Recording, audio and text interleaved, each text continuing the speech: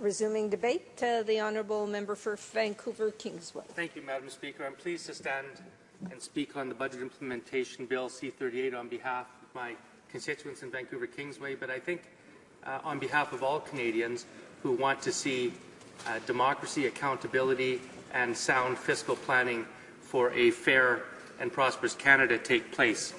I stood in this House, Madam Speaker, some 3 weeks ago and represented what the people of Vancouver Kingsway have told me are the priorities that they'd like to see in a federal budget. And I indicated that those priorities were things like housing. We know that the government of Brian Mulroney removed CMHC's participation in creating affordable housing in this country back in 1992, leaving only CMHC's role in insuring mortgages to this day.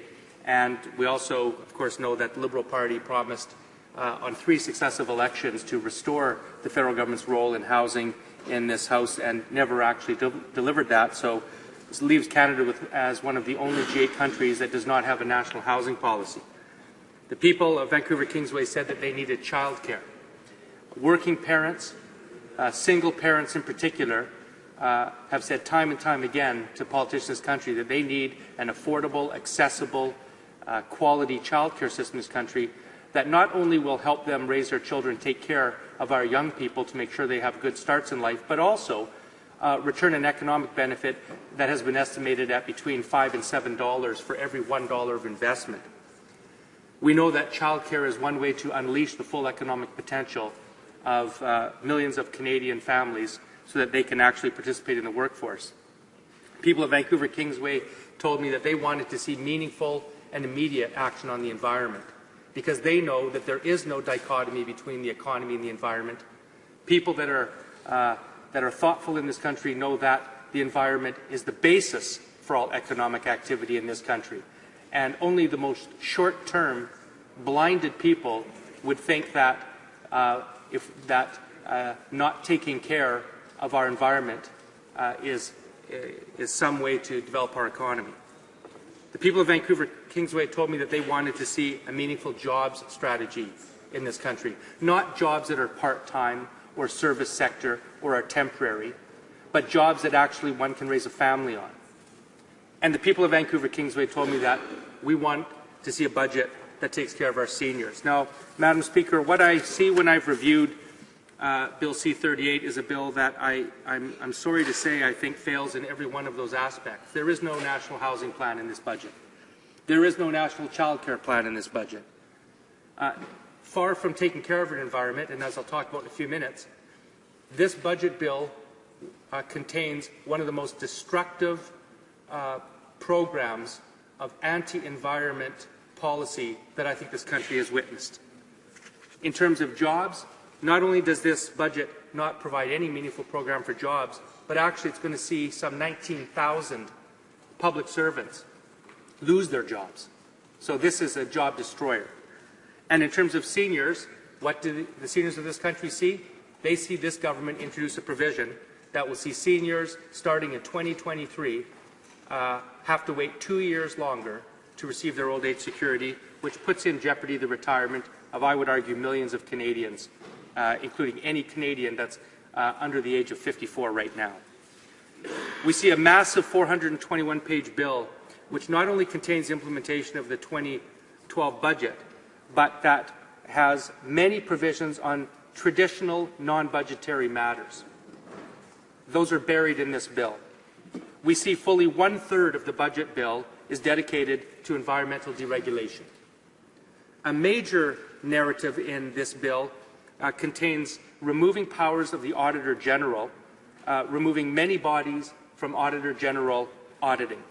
So I think what Canadians are seeing in this budget is a reduction in the accountability and transparency of their federal government. Another major narrative in this bill surrounds the creation of a more secretive and non-transparent government through the removal and closures of oversight powers and bodies and a concentration of many powers in the hands of cabinet ministers who make decisions at cabinet behind closed doors. And I would argue that far from being a budget bill that is aimed at jobs and prosperity, as the government members assert, it's actually a budget bill that could be more properly characterized as one of destruction and an attack on democracy, accountability, and our environment. Now let's see what actually is in this bill when we talk about the environment. This environment guts the federal environmental assessment regime to speed up major projects, notably pipelines. It delegates environmental assessments to other authorities, including provinces. It makes sure that projects outside Canada are not held to account under Canadian laws, presumably targeted at mining companies. This division in the budget makes related amendments to the Environmental Violations Administration Monetary Penalties Act and consequential amendments to other acts, and repeals the Canadian Environmental Assessment Act entirely. This Act gives Cabinet authority to make decisions regarding major pipelines, and it allows the National Energy Board authority over permitting regarding pipelines and power lines over navigable waters, overriding tribunals that would find those projects unacceptable. It changes the rules around fish habitat protection and the deposit of deleterious substances in fish-bearing waters. The bill gives sweeping powers to the Minister to transfer authorities to other bodies to allow for fisheries management. Many have questioned the constitutionality of that provision. It weakens rules for disposal at sea. It allows the government to issue longer-term permits under the Species at Risk Act and to allow National Energy Board to issue permits for development when such developments may affect the species listed. It changes the definition of interested parties to weaken public participation in environmental decision-making and to exclude anyone not, quote, directly affected, unquote, by a project. It repeals the Kyoto Implementation Act, meaning government is no longer required to report on its emissions under the Act. And I note today that a report of one of the parliamentary officers responsible for environmental regulation is now saying that this government won't even meet its weak environmental targets by 2020. And this Act gives Cabinet the ability to ignore the National Energy Board and any environmental tribunal and approve a project that has been turned down. Now, those aren't rhetorical comments, those are provisions of this bill. How anybody could read those provisions and not find that this budget bill is a frontal attack on environmental regulation and environmental sustainability in this country is beyond me. Now let's turn to old age security. The Conservative government stands up in this House weekly and says they received a strong mandate from the Canadian people to govern. And in some cases, I think they're right. There are things that this government campaigned on, and they've delivered what they've said. But during the campaign, the Conservatives didn't mention one word, ever, about raising the old age security requirements. Now, they claim that this is required because of the demographic trend. Well, Madam Speaker, the demographic trend in this country didn't sneak up on them. Okay, the baby boom generation and the demographic trend in this country has been known by everybody for years and years and years. So one is left with only one conclusion. The Conservatives did not raise their plan to raise old age security and put it before the Canadian people during the last election because they knew that that would be unpopular and that the Canadian people would not give them a mandate to take that step. Raising the old age security age is not only is there no mandate, but there's no evidence to support it, there's no need for it, and there's no fiscal prudence in doing so. The parliamentary budget officer has been clear, who has studied this issue very, very carefully and found that the old age security program is fully sustainable the way it is. And that only stands to reason, Madam Speaker. The demographic reality is that our retirees will peak with the 1964 cohort and then start declining. And obviously, since we fund old age security out of general revenues, it's simply a question of policy. If a government wants to fund old age security, they can do that. But what has this government done?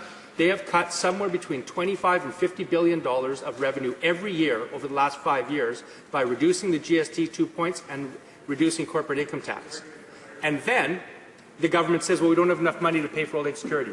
What this government is doing is financing corporate tax cuts given today on the backs of our seniors tomorrow. And that is irresponsible and it is unfair. Madam Speaker, in terms of the Auditor General, you know, Canadians want to see their government scrutinized. It's what makes us a democracy. We're not a dictatorship. And by removing a dozen bodies from scrutiny from the Auditor General, Madam Speaker, Canadians know what they see. And what they see is a government that's afraid of having their activities scrutinized by the Auditor General, and that's undemocratic. So, Madam Speaker, this budget's unaccountable. It doesn't reflect the priorities of Canadians. It's undemocratic, and I'm proud to vote against it. Questions and comments?